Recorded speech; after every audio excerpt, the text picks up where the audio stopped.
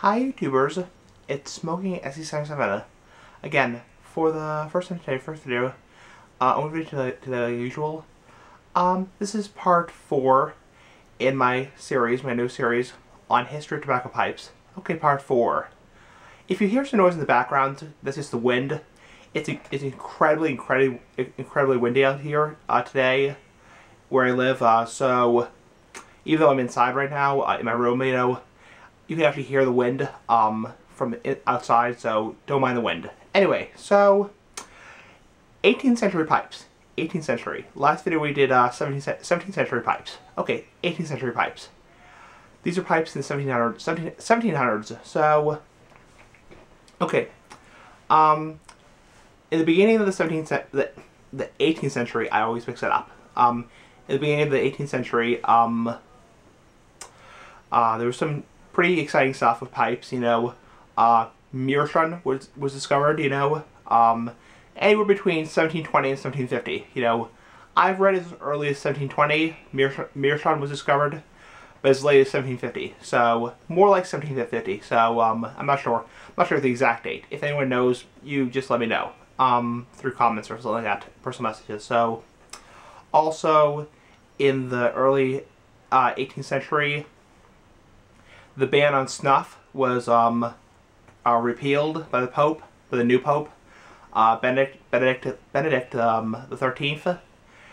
So snuff, this stuff right here, was repealed, and it was basically used as a way to distinguish between aristocrats and common people, who smoke tobacco. So because really the higher up people, the monarchies, the aristocrats, the noblemen's, sniff tobacco, while the common people, peasants, smoke tobacco.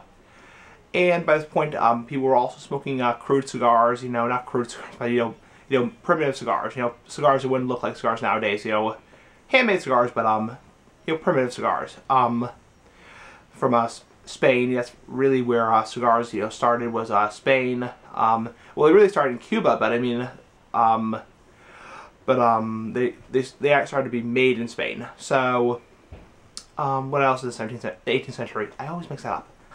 So, 18th century. The American Revolution happened, and that's also called the Tobacco War. The Tobacco War because